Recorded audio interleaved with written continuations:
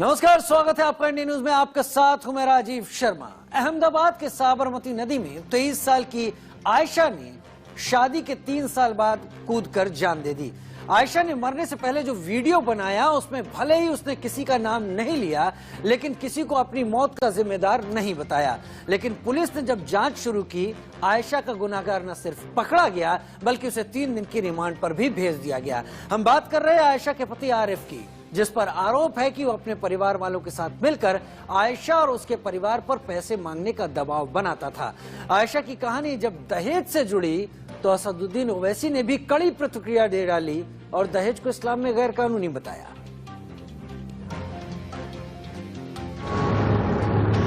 प्यार करते हैं आरिफ से, उसे परेशान थोड़ी ना करेंगे। अगर उसे आजादी चाहिए, ठीक है, वो आजाद रहे। चलो, अपनी जिंदगी तो यहीं तक है। मैं खुश हूँ कि मैं अल्लाह से मिलूंगी, उन्हें कहूंगी कि मेरे से गलती कहाँ रह गई। मुझे बस न्याय दिलाओ, दूसरी बेटियों को बचाओ, मेरी बेटी तो मुझे नहीं मिलेगी। गुजरात की आयशा का ये वो आरिफ है जिसके लिए आयशा ने अपनी जान दे दी, लेकिन अब आयशा का मुजरिम पुलिस की गिरफ्त में है, जिसे पुलिस ने राजस्थान के पाली से गिरफ्तार किया है। ये प्यारी सी नदी प्रे करते कि मुझे अपने आम में सुमा ले, और मेरे पीठ पीछे जो भी हो प्लीज ज्यादा बखेड़ा मत करना। मैं हवाओं की तरह बस बहना चाहती हूँ और बहते रहना चाहती हूँ। मौत से पहले आयशा ने न सिर्फ अपना दर्द बयां किया बल्कि अपने पति आरिफ को भी माफ करने की अपील करती रही। लेकिन खुदा के पास जाने से पहले आयशा अपनी तकदीर को लेकर ऊपर वाले से सवाल करती रही। चलो, अपनी जिंदगी तो यहीं तक है। मैं खुश हूँ कि मैं अल्लाह से मिलूंगी, उन्हें कहूंगी कि मेरे से गलती कहाँ रह गई।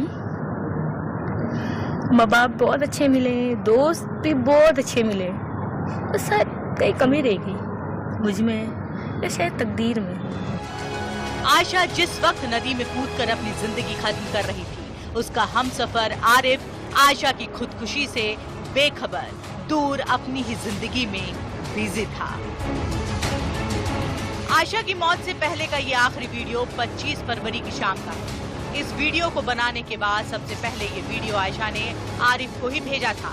उसके बाद उसने आरिफ को फोन किया और करीब 70 मिनट तक उससे बात की और फिर अपने माता पिता से आखिरी बार बात की। बात सुन बेटा, कुछ नहीं सुनना पप्पा। देख, गलत बात मत कर, ले अम्मी से बात कर। मुझे कुछ नहीं सुनना, मेरे को बस पानी में कूदने तक तो सवाल। नहीं बेटा, ऐसा काम मत करना, बहुत हो गया। मेरे नहीं जीना हुआ, मैं बहुत थक गई हूँ। सुनो, किसी से बात नहीं करनी, उसको नहीं लाना मेरी जिंदगी में। आजादी चाहिए तो आजादी चाहिए ना, आजादी चाहिए ना। बोलते तुम मरने जा रही, वीडियो बना के भेज देना ताकि मेरे को पुलिस में लगे। ठीक है, मैंने वीडियो दे दी उसको। सबको अपना आखिरी सलाम देने के बाद अहमदाबाद के रिवर फ्रंट के किनारे आयशा ने अपना मोबाइल और पर्स रखा और साबरमती नदी में छलांग लगाकर जान दी। चलो, अपनी जिंदगी तो यहीं तक है। मैं खुश हूँ कि मैं अल्लाह से मिलूंगी, उन्हें कहूंगी कि मेरे से गलती कहाँ रह गई। उधर अहमदाबाद से दूर जालौर में रात होते होते आरिफ को आयशा की मौत की खबर मिल चुकी थी।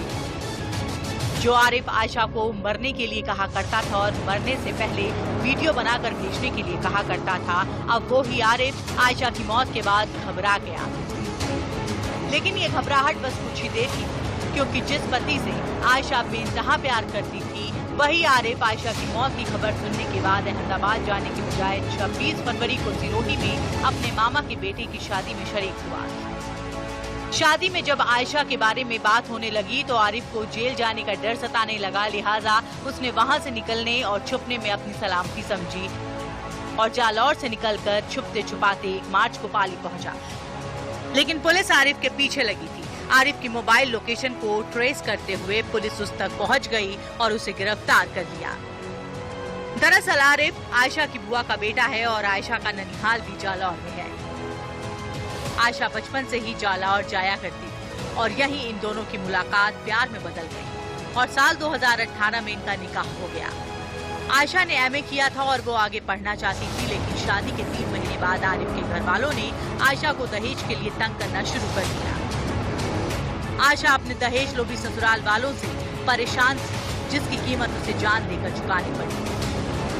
लेकिन AIMIM चीफ ओवैसी ने इस्लाम की नसीहत देते हुए दहेज के लालचियों को सख्त से सख्त सजा देने की वकालत की और लड़कियों से इसके खिलाफ आगे आने को कहा। जो अपनी बीवियों पर जुल्म करते हैं, थप्पड़ मारते हैं, जहेज का मुतालबा करते हैं, हामिला बीवियों को ढकेलते हैं और बाहर निकलकर अपने आप को बड़ा फरिश्ता कहलाते हैं। अरे याद रखो, तुम दुनिया को धोखा दे सकते हो मगर अल्लाह को नहीं देख सकते। अल्लाह देख रहा है, अल्लाह समझ रहा है और अल्लाह जरूर मजलूम का साथ देगा। और मैं हमारी बेटियों से कहूंगा कि डरना नहीं तुम कभी, तुम हरगिज अपनी जान नहीं लेना। छोड़ो, लात मारो उस गधे को, उस जालिम को जो तुमको मारता है, तुमसे जहेज का मुतालबा करता है। तुम्हारी जिंदगी बहुत बड़ी है, लात मारो उसको, कानून को इस्तेमाल करो। आयशा अपने शौहर और अपने घर वालों से आजिज आ चुकी थी, साथ ही वो आजिज आ चुकी थी अपने माता पिता से दहेज के पैसे मांगते मांगते। इसलिए उसने 25 फरवरी की शाम खुद को खत्म करने का फैसला लिया और मौत को गले लगा लिया। मोहब्बत करनी है तो 2 तरफा करो, एक तरफा में कुछ हासिल नहीं। चलो, कुछ मोहब्बत तो निकाह के बाद भी अधूरी रहती है। ये प्यारी सी नदी, प्रे करते कि मुझे अपने आप में संभाल ले। आयशा के पिता के वकील ने दावा किया है कि आयशा के पति आरिफ का जालौर की ही एक लड़की के साथ अफेयर था और वो जो पैसे आयशा के घर वालों से मांगता था वो उसकी गर्लफ्रेंड को देता था और आयशा के सामने ही अपनी गर्लफ्रेंड से बातें भी किया करता था। अब जब आयशा दुनिया को अलविदा कह कहीं दूर सितारों के बीच बस चुकी है, तो ऐसे में पुलिस ने आयशा के पति आरिफ खान को गिरफ्तार कर उसके खिलाफ खुदकुशी के लिए उकसाने के आरोप में धारा 306 के तहत मुकदमा दर्ज कर मामले की जांच में जुट गई है। निष्ठा श्रीवास्तव के साथ स्वाति मिश्रा, इंडिया न्यूज। एक लड़की जो एमए तक पढ़ी हुई थी, एक लड़की जिसने उस दौर में इस दुनिया में कदम रखा है, जो उस दौर में इस दुनिया में आई जब दहेज को लेकर तमाम कानून बन चुके थे, अमल में भी लाए जा रहे थे, लेकिन आज जब वो बड़ी हुई, उसका निकाह हुआ तो शिकार हुई उसी दहेज के चलते, उसी दहेज के तानों से। मेरे साथ एडिटर अभिजीत भट्ट जुड़ रहे हैं, इंडिया न्यूज के एडिटर अभिजीत भट्ट। अभिजीत, इस पूरे मामले में 2 पहलू हैं। एक तो सोशल सामाजिक पहलू भी है कि बेटियों को इतनी ताकत दी जानी चाहिए, क्या वो दी गई है? क्या बेटियां खुद को इतना कमजोर समझ रही हैं? क्या उन्हें इस तरह का सहारा दिए जाने की कोशिश हुई है? लेकिन दूसरी तरफ एक कानूनी पहलू भी निकलकर सामने आता है। अब आरिफ, जिसने उसको इस हद तक प्रताड़ित किया कि इस बेटी को अपनी जान लेने पर मजबूर होना पड़ा, पुलिस क्या कर रही है? रिमांड पर दिया गया है? क्या क्या तफ्तीश चल रही है इस पूरे मामले में?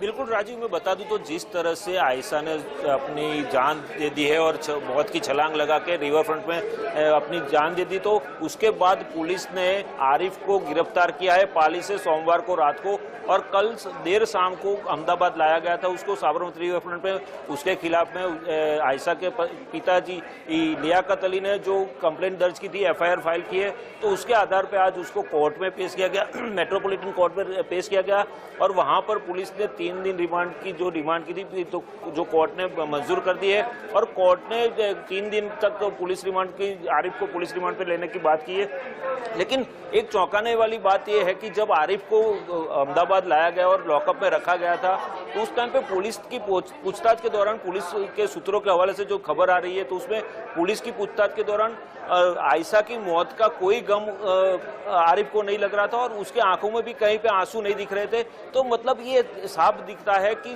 उसने कितना प्रताड़ित किया होगा और वो चाहता था कि आयशा मर जाए, ऐसा चाहता था और उसने उसको फोन पे भी बोला था और उसके चलते ही आयशा ने ये वीडियो बनाया था और वीडियो बना के आरिफ को सबसे पहले भेजा था और उसके बाद मौत की छलांग लगाई थी।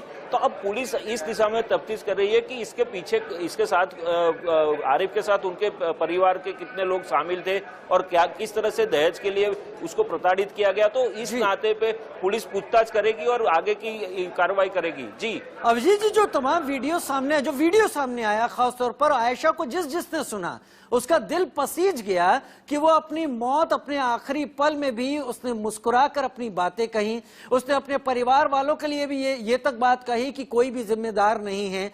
दरअसल इस हालत में पहुंचने के लिए उसको किस हद तक सताया गया होगा, उसको किस हद तक उस पर जुल्म किए गए होंगे। अबेटमेंट टू सुसाइड 306 धारा वो लगती है सीधे सीधे। इसमें पुलिस किन धाराओं में इसका मामला सोच रही है अदालत के सामने पेश करने के लिए, जिससे अधिकतम सजा मिले और समाज में एक मैसेज भी जाए?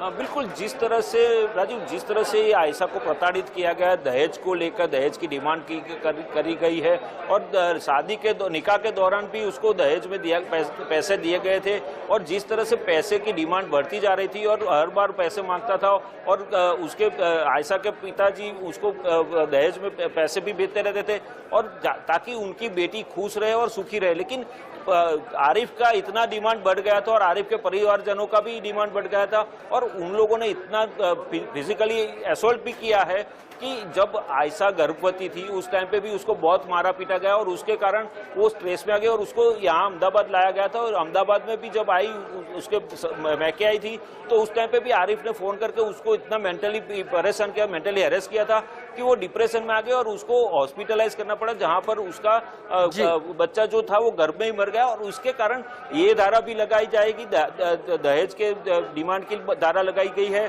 साथ में आत्महत्या के लिए उकसाने का भी मामला दर्ज किया गया है और जिस तरह से ये फिजिकल असॉल्ट और डोमेस्टिक वायलेंस का भी धारा लगाई गई है, ऐसा सुनने में आया है। जी, और ये तमाम चीजें होनी भी चाहिए जहां पर इस तरह के अपराधियों को कड़ी से कड़ी सजा अगर पुलिस दिलवाती है, समाज में एक बड़ा संदेश जाता है। बहुत शुक्रिया अभिजीत भट्ट हमारे साथ जुड़ने के लिए।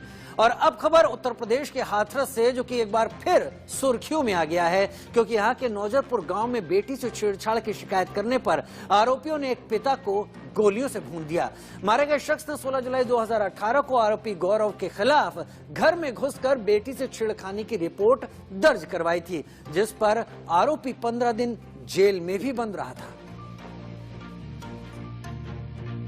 लिहाजा तब से आरोपी गौरव शर्मा पीड़ित परिवार से रंजिश मानकर चल रहा था। इतना ही नहीं, पीड़ित परिवार पर समझौता करने का दबाव भी बना रहा था। लेकिन दावा है कि जब पीड़ित परिवार नहीं माना तो आरोपी गौरव ने ताबड़तोड़ फायरिंग कर पीड़िता के पिता को मौत के घाट उतार दिया। चार लोग थे।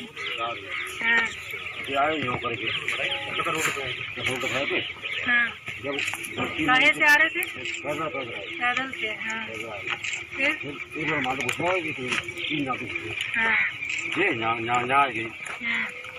यहाँ आगे नहीं देखा, बात करी चारों ने मारी है? चारों ने साथ। उधर अस्पताल में पिता ने जैसे ही दम तोड़ा, उसके बाद से पीड़ित लड़की का रो रो कर बुरा हाल है, क्योंकि उसे न तो इंसाफ मिला और न ही वो दबंगों से अपने पिता की जान बचा पाई। पहले उसने मेरे साथ छेड़खानी की और मेरे पापा ने केस कर दिया और उसने चिढ़ के मेरे पापा को गोली मारी है। मेरे पापा को गोली मारी। लोग थे वो? 6-7 लोग थे। मेरे पापा को यहाँ गोली मार दी, यहाँ मार देता।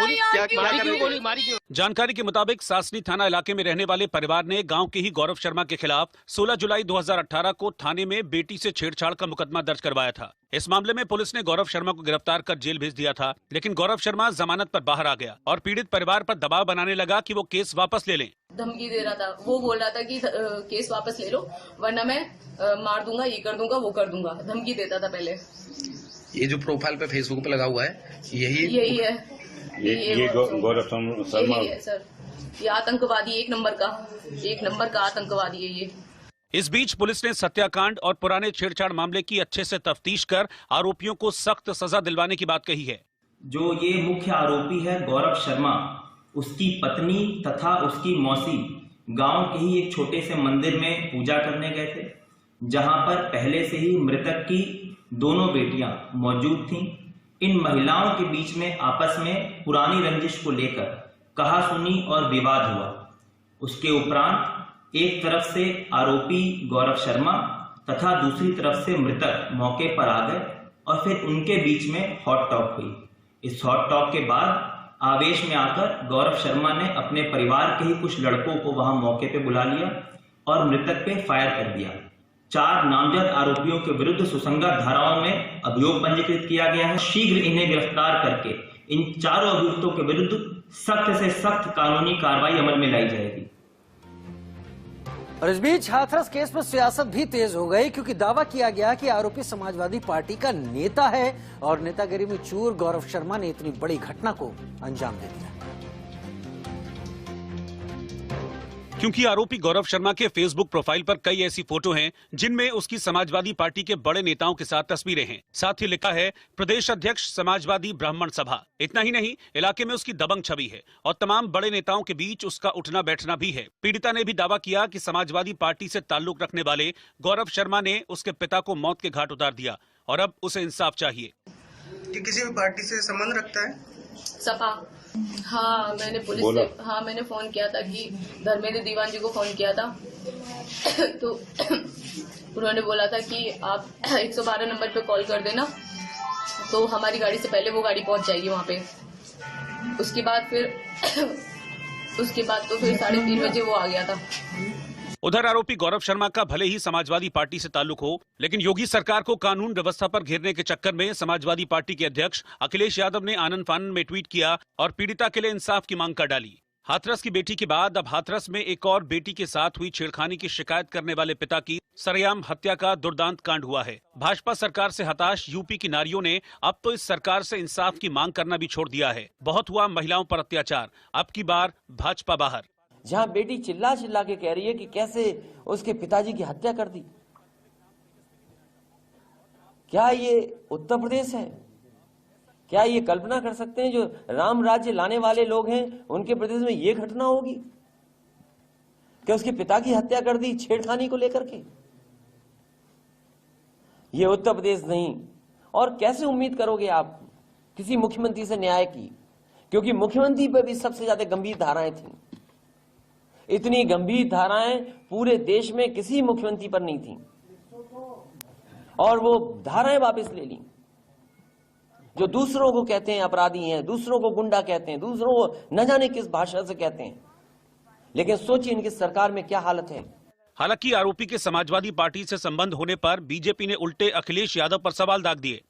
गौरव शर्मा जो मुख्य अभियुक्त है, जो समाजवादी पार्टी का नेता भी है, अपने राजनीतिक रसूख के बल पे धौंस जमाता है, उसने छेड़खानी की थी और उसकी गिरफ्तारी की गई थी।